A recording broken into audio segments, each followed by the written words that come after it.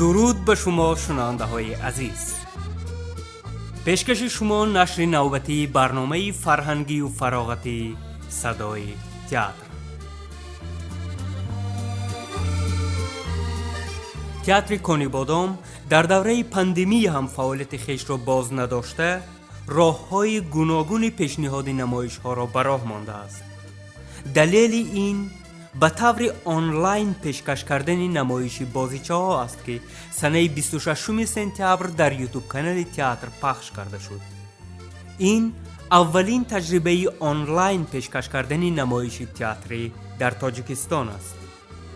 هفته آینده تئاتر برای هوادارانش باز یک تحفه دیگر پیشنهاد خواهد کرد که امروز همین موضوع را بررسی میکنیم.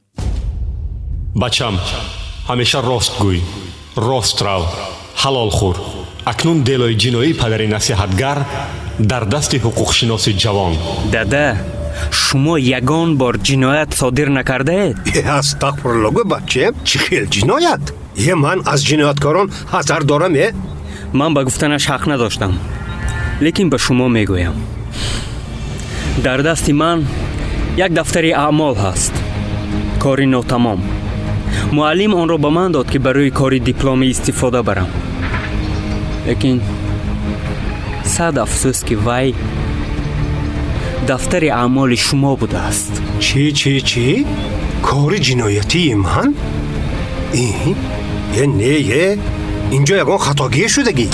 одатҳои шаҳрӣ, намоишномаи ҷумъа қудус ки соли 1985 навишта шудааст, мавзӯе ки бо гузашти 35 сол кӯҳна намешавад.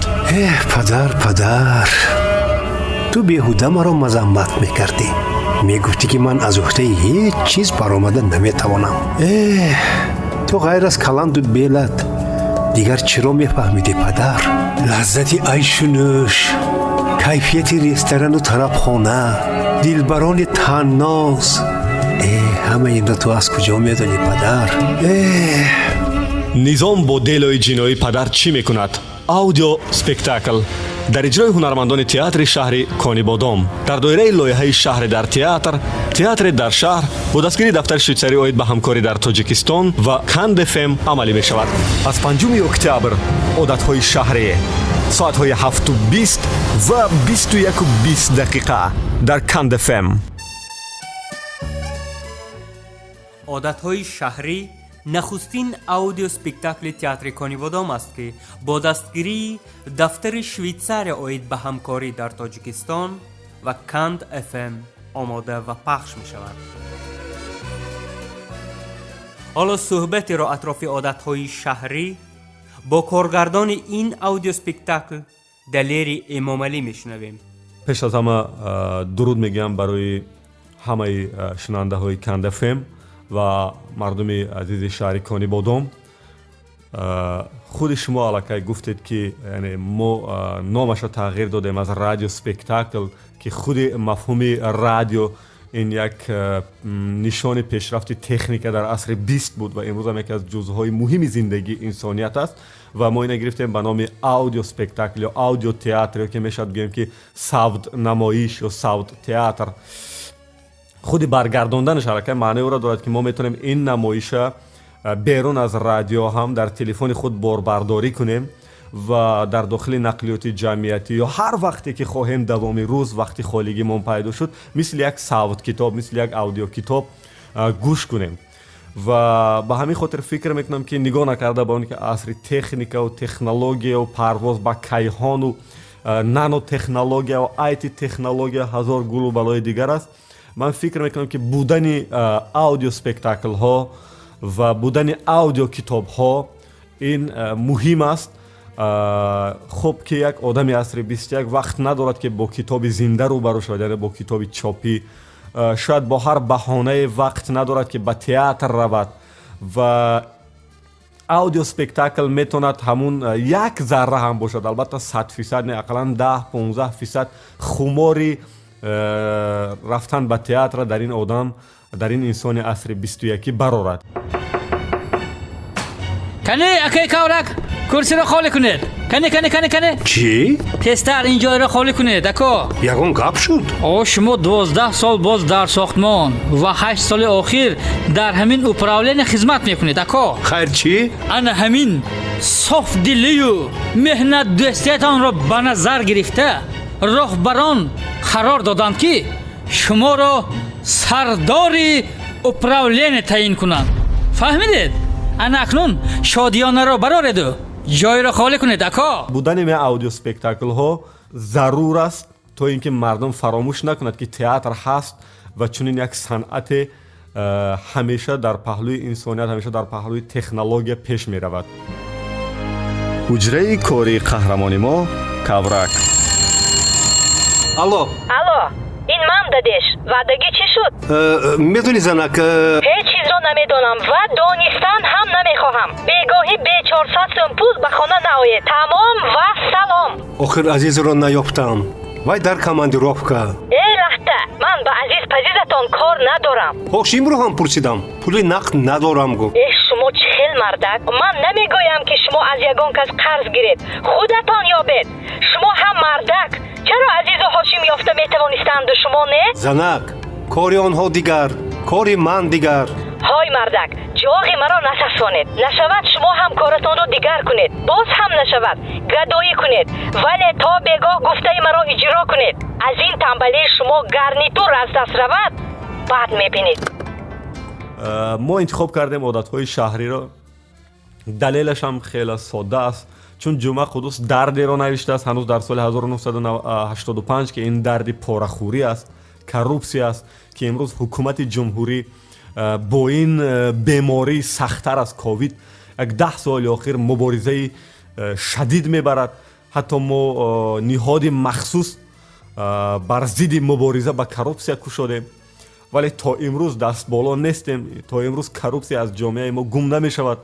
یعنی به همین خاطر این نمایش ما انتخاب کردیم که یک دردی است که در سال 1985 هنوز بود است که یعنی هنوز 30 سال پیشتر از اینم مؤلف به این موضوع توجه کرده بود است و به همین خاطر بود که هر چه زودتر کروپسیا، پاره‌خوری، شناسبازی، خش و تبارچگی در نهادهای ما، در اداره و وزارت و کمیته های ما، در قلب و روح و جان ما گم شود و افضلیت داده شد به متخصص، به استعداد. دادا 22 سال شما مرا به نیکنامی هدایت میکردید. آدمیت به 4 چیز است گفته دعوا میکردید، لیکن خودتان بس کن پسر، فراموش نکن که من پدر هستم. انا همینش به من علم میکند. هر عملی که تو جنایت مینامی برای تو کردم، برای آینده تو شده. من حتی با نکاح استانبول هم راضی بودم. درباره آینده من بسیار گپ زدید. از گفته هایتان معلوم می شود که در اداره های مسئول فقط آدمان تقاضا وظیفه می گیرند. این طبیعی است. عجایب. بی هنر باشد هم میلش. هنر با راه خودش، لیکن کار که به سر رفتید راهش رفته پیش بردن میگیری. ده مردم گمان دارد که در اداره نشستگان زندگی تمام خلق را حساب و کتاب می کنند، ولی معلوم می شود که شما داده راه های قله حقیابی را یافته با سر حساب کیسه های خود آواره. شما پروای وطن، خلق، ملت ندارید. به شما فقط فایده در کار. پسرم تو خلق گفته سبسته نخون. خلق کی؟ من و تو. اگر من و تو خودمان رو خوشبخت کنیم همه خوشبخت میشن. خب وقتی که منم نامی نمایشنامه رو خوندم عادت‌های شهری توجه نکردم. وقتی که به خوندن نمایشنامه شروع کردم اصلا دیگر درست باید بگم که نامی نمایش به کلی فراموش کردم. حتی وقتی که من نمایش به یک نفس خوندم نمایشنامه را انیقترش، بعد دوباره وقتی که برای اول آمدم بعد نامش در یادم زد که این عادت‌های شهری بود.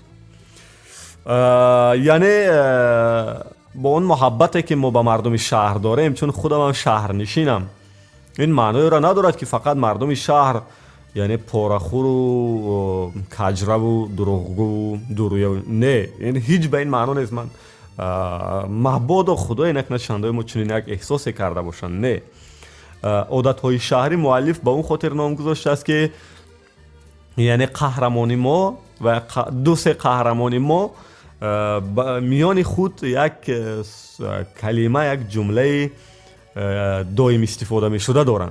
هر کار ناشایمی رو کنن اونا میگن که این عادت‌های شهری است. میخوان یک دختره که دهاتی را بدام بیافتونن به حیث کاتبه رئیس، باید دست او را ببوسد، میگن این عادت شهری است که باید ما دست تو را ببوسیم. خلاصا به همین گونه کارهای ناشایمی که میخوان دست بزنن، اینا با نام عادت‌های شهری اونا میان خودشون استفاده میبرن، قهرمان‌های نمایش انیقترش. و فکر میکنم مؤلف هم به همین خاطر گرفته است یک نام ساده مونده است. شما را تبریک میکنم. کаврак дасти бодомро фишурда аз пешонияш бусидан мехоҳад. این هم عادت شهری عزیزم. مردی نجیبه که با دختری نجیب واخورده است و در یک کارخانه همراه کار میکند، حتما از پیشانش میبوسد. چی؟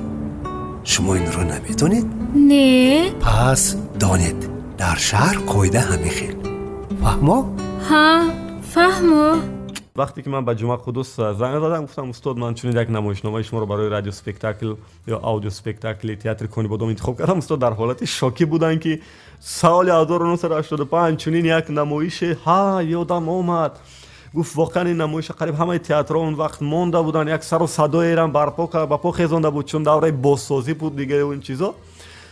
و خلاصه استاد خیلی خرسند شدن از این چیز و در ضمن درود و پیام به هنرمندای تئاتر کنی بادام، به مردم شهر کنی بادام فرستادن. استاد در صحبت علاهیدگی که بعداً من روبرو در شهر دوشنبه داشتم باشون، گفتن تئاتر کنی بادام عزیزترین تئاترها برای من هستند چون اکثر نمایش‌های من در این تئاتر روی صحنه بردن و گفت من خرسند شدم که این نمایشنامه هم نیز به شکل اودیو اسپکتاکل هم باشد، یعنی تهیه شد.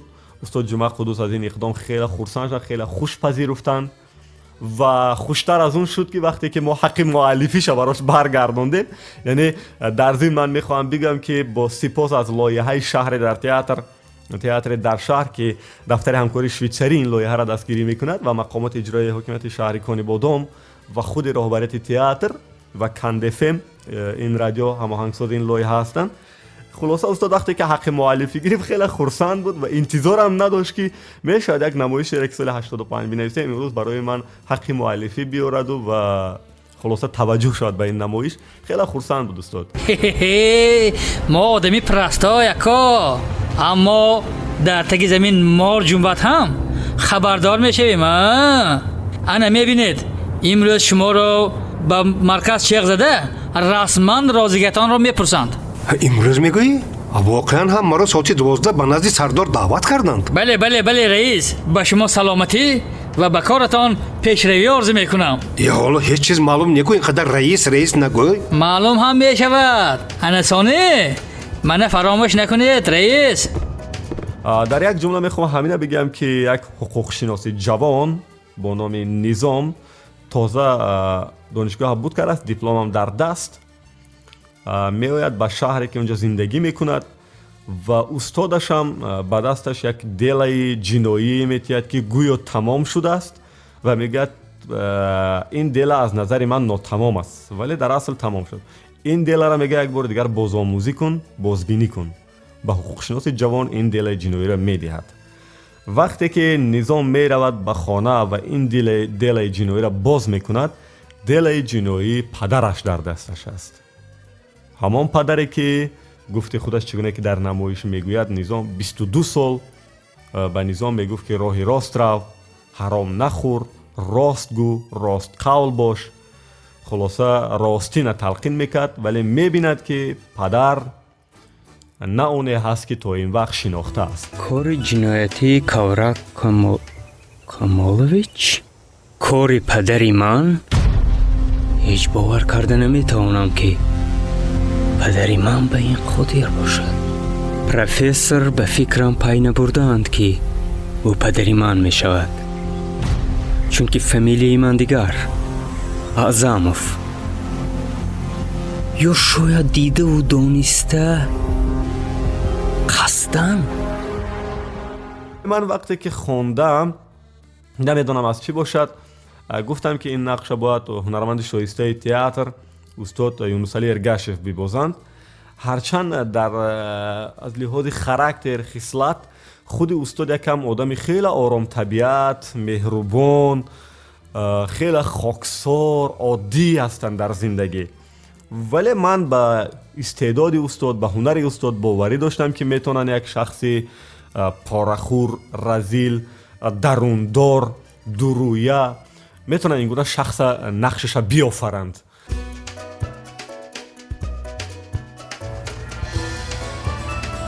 خانه کاورک نظام تنها نشسته بود. پدرش کاورک می آید.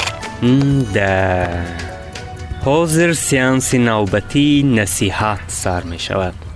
ما پسرم این پولها رو گیر، عمر برای آن داده می شود که دلخوشی کند، سیر و گشت کند. و پای نو کو خیر، دوامش را می شنویم. آدمی را آدمیت لازم است. باز چی؟ پسرم تو اکنون آدمی کلان شدی، همه گپا میفهمی؟ نه داده، نمیفهمم. اکنون هیچ چیز رو نمیفهمم. آن نفهمیدگیت از من پرس. اوکی. گوید که از وفات مادرم چند روز گذشت؟ 8 روز. سوالی توی فهمیدم بچم. تو با گپای به حسن گفته من اشاره میکنی. گفتم که بابای اهمیت نده. فرض کردیم که وی جدی نبود، لیکن در حقیقت به خواستگاری رفتید. برای چی در زنگیری شتاب میکنید؟ پسرم اولش این که مرد بیزن زندگی کردن نمیتواند. یک بطرف نگاه کن، همه جا بی ترتیب. یک زنی لازم است که همه این چیزها را به ترتیب درآورد. چرت. برای چی محض سنبوله را خواستگاری کردید؟ سنبوله چندان زنی بد نیست. بعد انیم اندیشه آینده تو ما رو به همین کار مجبور کرد. واو، اندیشه آینده من؟ بله، پس از 2 روز دیپلم میگیری بچم. کاری اداره من به تو معقول نشد. پیش تقوی نوبت میروی، یگان منصبی درست یافته میدهد. تشویش بیهوده داده. برای چی؟ منصبدار شدن من شرط است. آی ترمیزک، اندیشه کرده ایستاده‌ای؟ فراش میشوی مگر؟ دانشگاه به من دیپلم میدهد. دیپلم دیگر رو نام خودت را از جمعیت جدا کرده توانستن دیگر. با یک دیپلم قاقت یک قدم هم پیش رفته نمیتوانی. عجایب. چرا من در این باره پیشتر فکر نکردم؟ آخر همه ختم کنندگان فاکولته ما جای کار میابند کو. پسرم کار از کار فرق دارد. من میخوام پسری من خودش کارفرما باشد، دیگرها گفته او را اجرا کنند. چون که با هر چیزی فرموده را اجرا کردن نه همه وقت شکمی کس سیر میشود. فهمیدی؟ نه چندان. انا تو را با یک قشلاق دوردست فرستادم، جای ناشناس، ناآباد، کارهای میدو چویده که از آن یگان فایده نمیگیری. تئاتر نیست، میدانچه رقصی نیست، میدانچه ورزشی نیست. در یک جای بی‌شرایطی عمر جوانیت رو خزان میکنی. اینجا باشد تمام شهر در خدمت تو، خانه خانه خودت، در اطراف یار و دوستانت. باز چی میخواهی؟ در یافتن منصب درست فقط یک آدم شناس یافتن در کار. تمام. انا همین آدم را من برای تو یافتم. تقای نوت. حساب و کتاب عمیق. استید که این حساب و کتاب ها فقط برای من یا من برای این سرحساب؟ شما از من هم یگان حساب برآورده بودید. کاری ما کاری سرجنجال و خطرناک است. در بین حقوق شناسان یک پروکورور داشته باشیم آسوده تر زندگی میکنیم. خدایا من چی ها میشونم؟ با تو چی شد نظام؟ چی به فکر فرو رفتی؟ نه هیچ گپ نه، دوام دید. خوش که باشد تکیهگاهی من میشوی؟ دستی. بله آفرین. من هم آخر با عذاب کم تو را به مکتب داخل نکنانده بودم. استید چه خیل تکیهگاه؟ تو چی بچیم؟ بسیار نشدی؟ واقعی دیروزه بعد از افسیدن حسن با مالها با چی انجام یافت؟ انا فکر تو بچه بند استد؟ ترمیزک؟ پروا نکن بچم. و اینسپکتور یک شناس خودم بود است. همه حجت ها را گردانده داد. تو حتی حضور هم پرسید. جانی دادش، تو حالا مرا نمیدانی. تمام این شهر در دست من. داده شما یگان بار جنایت صادر نکرده اید؟ استغفرالله بچه، چی خیل جنایت؟ من از جنایتکاران حذر دارم. من به گفتنش حق نداشتم، لیکن به شما میگویم در دست من یک دفتر اعمال هست، کاری ناتمام. муаллим онро ба ман дод ки барои кори дипломӣ истифода барам. лекин сад афсӯс ки вай дафтари аъмоли шумо будааст. чӣ кори ҷиноятии ман? не инҷо ягон хатогие шудагӣ? не, аниқ. ман ҳам аввал бовар накардам ва ҳозир ҳам бовар кардан намехоҳам. лекин мушоҳидаҳои ду рӯзи охир маро ба хулосаҳои мудҳиш оварда истодаанд. кани биёр ман як бинам чӣ? биёр чӣ? мумкин нест дадаҷон, ҳақ надорам. дар инҷо иштибоҳе шудагӣ. дар кори мо ҳам ҳисобу китоб аниқ аст. мумкин вай аз они ман бошад. душманҳо бисёр навиштагистанд. лекин ту вайро ба ман деҳ ё сӯзонда партам. охир ман падарат. агар бо ман ягон коре шавад, ҳатман обрӯи ту ҳам мерезад. сӯзондан мумкин нест, вале агар падари ман намебудед, шояд ба вай ба ин дараҷа диққати ҷиддӣ намедодам. ба ман гӯш кун. дар он коғаз чиҳо навишта шудааст? корҳои сиёҳ бисёр, чӯбу тахтаи зиёдеро ғайриқонунӣ фурӯхтаед. дар бораи ба қалъаи сиёҳ фиристода шудани молҳое ки ба қалъаи сафед таъин шудаанд низ гап меравад. вале аз чӣ сабаб бошад муфаттиш онро пӯшонидааст? гӯё ҳамаи ин созишномаҳо мувофиқи ҳуҷҷатҳо дуруст будааст. лекин аз он ҳуҷҷатҳо ному нишоне нест. алҳол ба ман ин чизҳо камтар аҳамият дорад. ҳаминаш муҳим ки падари ман гуноҳ кардааст. ҳай аллакай бо падар ҳамчун бо ҷинояткор гап мезанӣ? аз ҳама муҳимаш ҳоло мехоҳам донам ки падарам кист ва ояндаамро аз дасти кӣ қабул мекунам. падари ту як бечораи муқаррарие ки бо дасту пои урён дар шаби тор чароғ меёбаду дар баҳр киштӣ. гапбозӣ чизи хуб ҷони дада, лекин мо бо синни сол камтар аз ин бозиҳо дур шудем. шафтолуи гапат чӣ? кадом душмани ман ин делая ба дасти ту тиққондааст? гап зан. набошад худи ҳозир ин гапро ба ҷои даркорӣ гуфта ҳақро ба ҳақдор мерасонам. сарросима нашавед дада, ин воқеаи кӯҳна аст. 4 сол пеш рух додааст. 4 сол пеш? бале.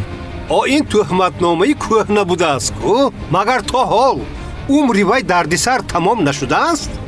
ин албатта ҳозир фақат ҳамчун материали архив аст, вале ба фикрам дар ин ҷо чанд иштибоҳ ҳаст. чӣ? ту тирмизак акнун мана аз сари нав суд мекунӣ? ман як чизро барои худам муайян карданӣ. чера? шумо ки 22 сол маро ба некномӣ ҳидоят мекардеду бароям намунаи инсони накӯкор будед, чӣ тавр якбора ҳокими ғайришаръии шаҳр ва мултимиллионери дастнорас шуда мондед? инак муаммо. гамлет шаву раве. шумо гамлетро ҳам медонед? бале, чандон гӯлу гумроҳ нестем. ту бар ин донкихотҳоро ҳам медонӣ. росташо гӯй бача, туро ки аз роҳ мезанад? бо киҳо дар ин хусус маслиҳат кардӣ? осуда бошед. гуфтам ку бо кори ҷиноятии шумо тасодуфан шинос шудам, вале бо чанд кас асли ҳолро нафаҳмонида маслиҳат ҳам кардам. бо кӣ? вале илтимос, онҳоро ором гузоред. онҳо аз мақсади ман тамоман хабар надоранд. худи ман номаълум аз онҳо гап гирифтам. киҳоянд онҳо? гап зан охир. котибаи собиқатон бодом, бригадири пешқадами собиқи управлениятон рустам валиев, ҳасанбой, хизматгори содиқатон. даъвогарони муттаҳам гашта. ҳасан ҳам даъвогар шуд? не, вале аз як-ду ишораи вай аз даъвои дигарон дида зиёдтар чизҳоро фаҳмида гирифтам.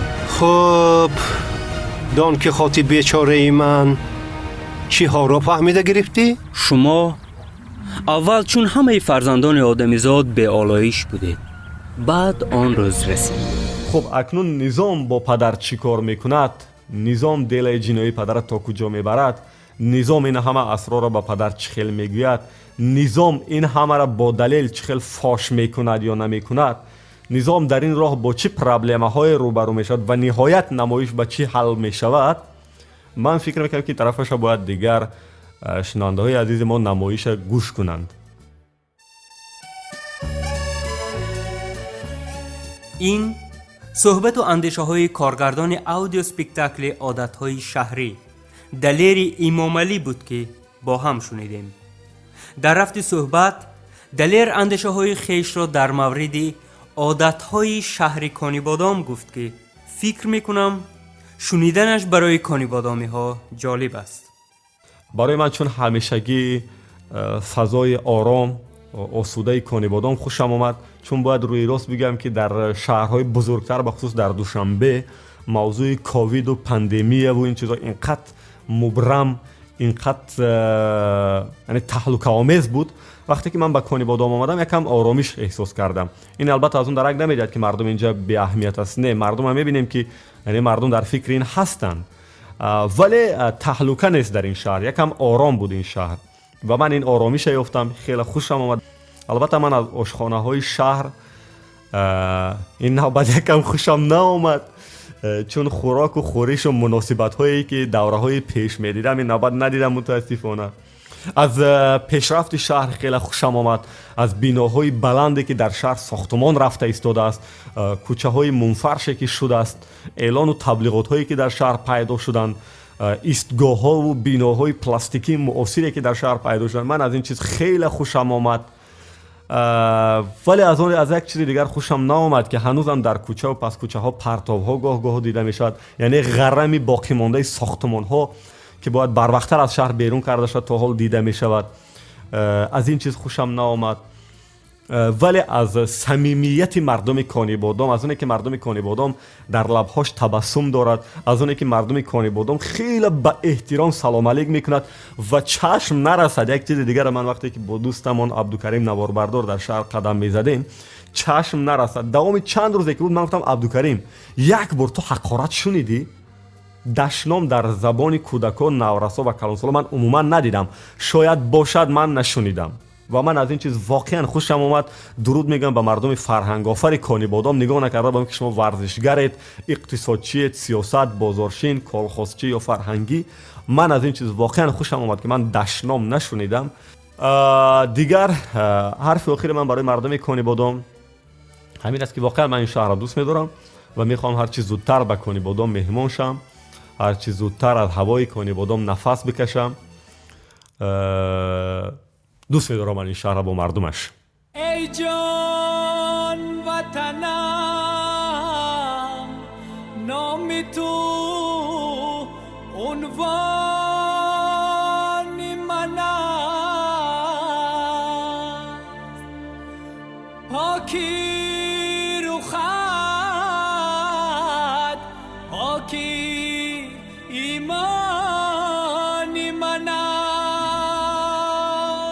هر چشمه‌ای گیر یعنی تو ارمانی من است. هر تاجی که زنده تاجیکستانی من است. هر تاجی که زنده تاجیکستانی من است. نباشد این وطن فقط سرای تو سرای من، وطن بود وطن بود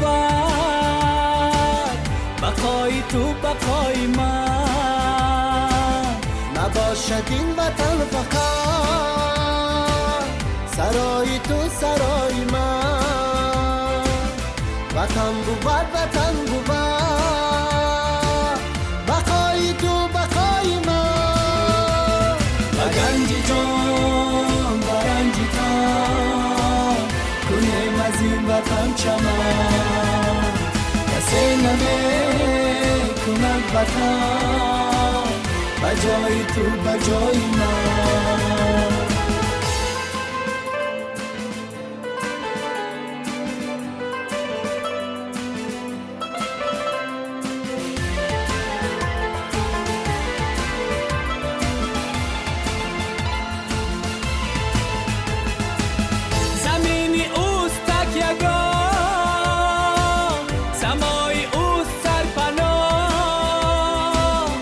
چشمی اوست مهرمان،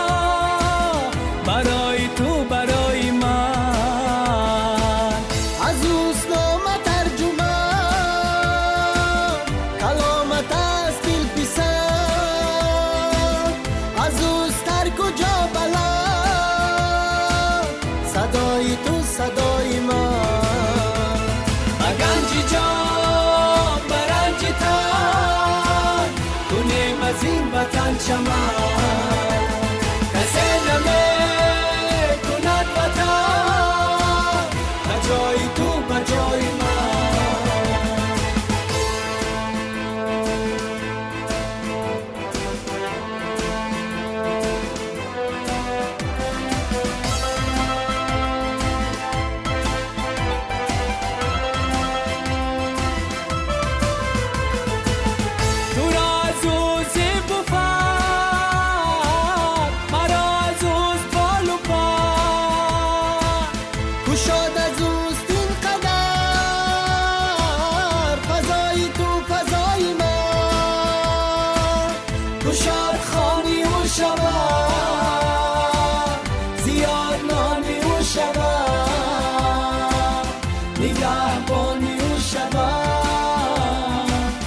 خدای تو خدای من، نگهبانی او شود. خدای تو خدای من. گنجی جان برنجی تن کنیم از این وطن چمن. کسی نمی کند وطن بجای تو بجای من. بجای تو بجای من. بجای تو بجای من.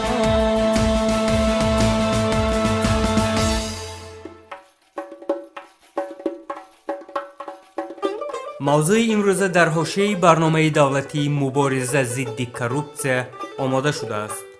شعری باهیر بهادرزاده را با صدای فرهاد صدیقов میشنویم. اگر خواهی که تو نوبت نپایی به نزدی هر کسی زودتر دروی. اگر خواهی که تو نوبت نپایی به نزدی هر کسی زودتر دروی. اگر پاره دهی بس خوش نمایی. اگر پاره دهی بس خوش نمایی. پولت باشد همیشه کار حل است. پولت باشد همیشه کار حل است.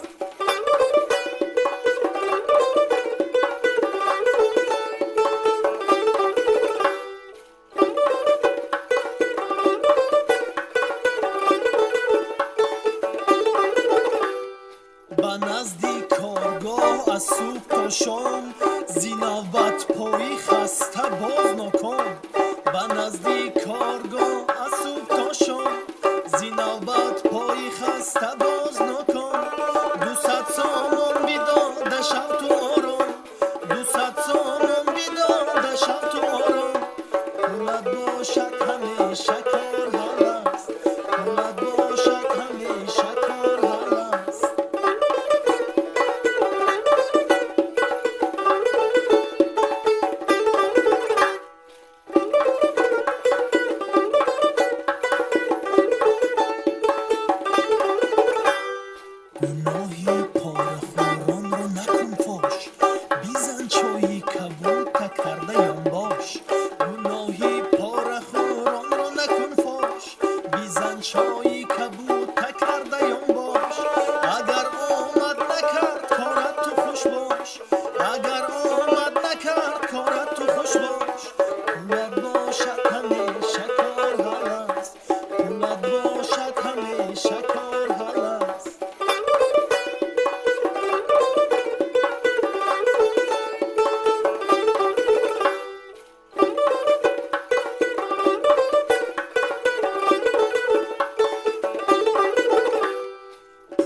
دادی اگر در سمت پیشی برای سروران مانند خیشی. پول دادی اگر در سمت پیشی برای سروران مانند خیشی. زی دانشگاه هم خارج نمیشی. زی دانشگاه هم خارج نمیشی. پولت باشد همیشه کار حل است. پولت باشد همیشه کار حل است.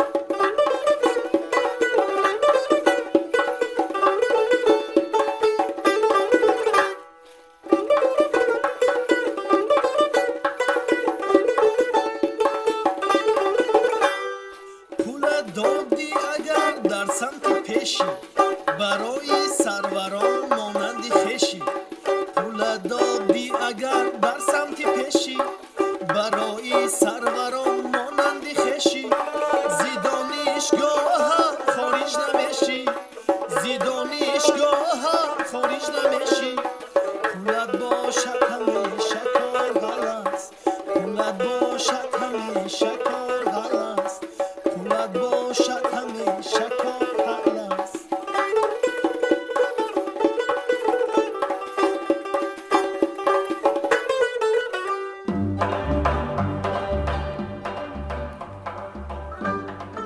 اینک جالبترین لطیفه ها را در پیشنهاد فرخ ویتف و غیرت قادرف میشنویم. وای کجا براستی تو؟ کجا دادو؟ ماما باشکن شبکه تا پوش شبکه گرمه تا پوش اوزا هوا ایال شده گمه خنک پوش شبکه یه دادو ماسکی من زیمنی گرم که خاطر نشوید؟ اکو ماسکه گفتی شبکه نیم پوشه بیده؟ یه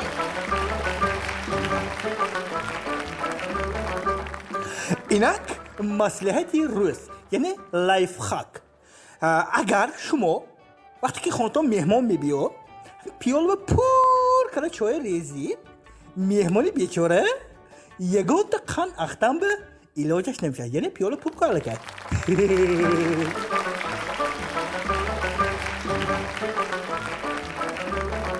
خیلی بچه هم خیز؟ خیز آجا موضوع دفترهای تفتیش کرم همه درسی کرگی نیکی تو درس نکره چو این خشو داد؟ تو درس نکره مالیم وکن همین دادام تو بگم حالش جان کنن میگن خونانده امروز جان کنن با جان کنن سالی با جان کنن که من درس کرد نتونستم نازن شو داسته نیکی من بگوش که من همین بوته بیشنوسم دیدگی زنه که نه نیکی من همین دادو تا ندیدی ها خونان که جانگو هم مالیم اپشت همین ده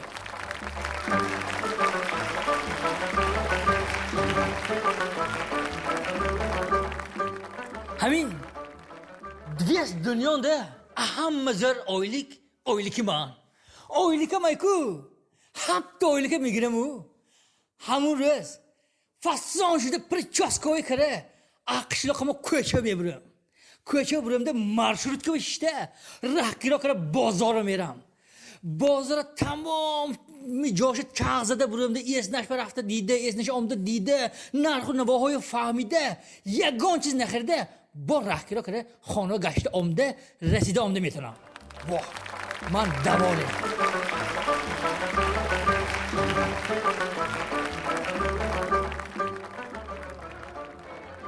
سلام آشنا آشنا تو نازمه کارو با سلامت نازمه کارو نازمه آشنا همین تا روز شنبه پولت همین نیست نکنده ها پولم های آشنا رحمت خواطر نشو پولم های تا روز شنبه میرسد رحمت کی پرستی آشنا ایست آشنا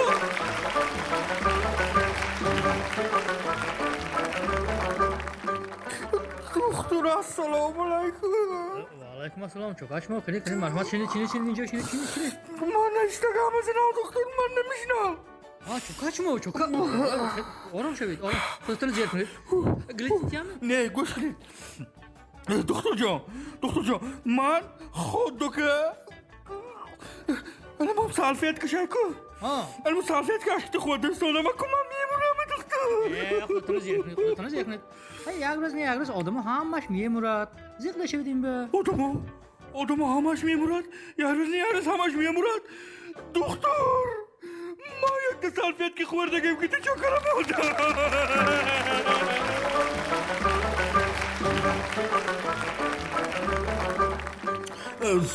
سلام مستا سلام شما درست می؟ ناز رحمت خدا نازه من همین یک دیدم یه پرسیگه حاضر همین تکنولوژی و همه چیزای نو باشده که من همین تلویزیون خودمه نوتبوک به خوش کردی شد گام نیست بکنی مکو میشه نه؟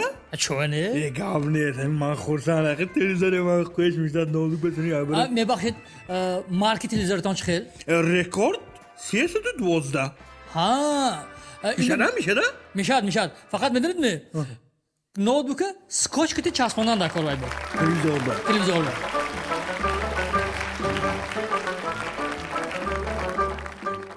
ассалому алайкум ако. Салом алейкум, марҳамат. Худтон дуруст метиҷӣ? ҳа, раҳмат. Хош. Мебахшед, ҳамин яка чиза пурсам? Марҳамат, пурсид. ҳамин хизматрасатон зӯр то чунавидам? Зӯр, оли ҷаноб, мо беҳтарин хизматрасониҳои роҳ мамондагӣ. Наводо ҳамин роз бепул неми? Хизматрасонӣ ме? Қизиқ ба шумо, хизматрасонӣ мо пулакие ко. Хизматрасонӣ пулакие. Ҳаме. Бепул намешавад меако? Агар пулаша тиед, бепул мекунем. Ҳаме?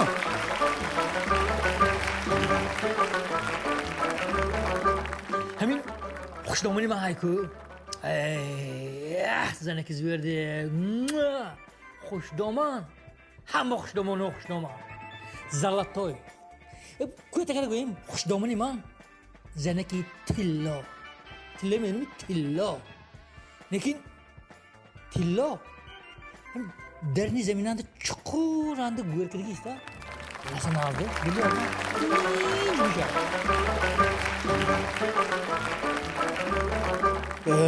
мантиқа дил дам кунад. Хай кун дил мусозад де. Ҳозир ҳамин ба фикрам интиҳом намгузарадем але. ин дуруст хондагиште ман ҳамин дилам гувоҳи достам тагаш ба ҳар ҳол гуфт мен дадоку мефаҳмам ма падар ба фикрам интиҳом намгузарад мале. Ягон китоб хонандагӣ мо мактаб рафтагӣ ме? Хондагӣ барбир ҳамин ман ба рафтагӣ не буваш ба рафтагӣ ба фикрам интиҳом намгузарад. ман шумо гуфти 3000 сомон ба шарт мебандам ки ҳамин писари шумо имтиҳон мегузарад.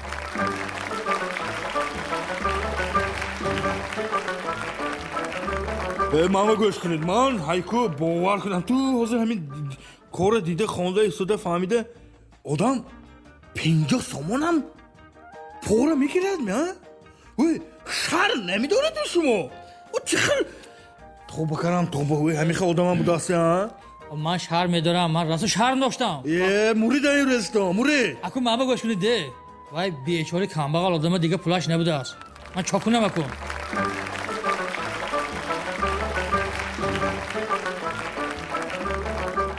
манам инҷанда ҳамкоро разработчико иште як фикр кардем имрӯз. Фикр кардем якта приложение нав мебурем. аналог барои Instagram, барои Telegram. номаш 200 грамм. дар Play Market, дар Apple Store метавонед скачат кунед, устанед кунед. ҳамшишаҳои худро дарёфт кунед.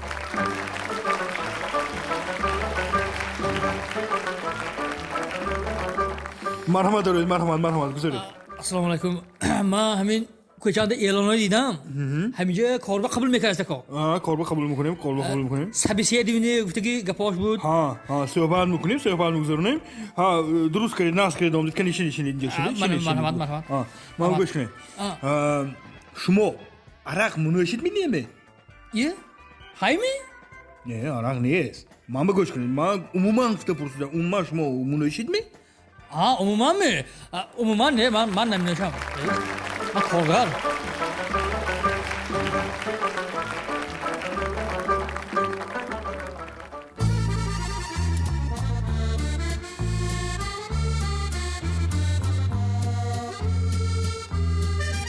ин буд садои театр барои имрӯз ки ришвахориро маҳкум намуд, танз кард ва аз одатҳои шаҳрӣ чанд ҷумла ҳарф гуфт.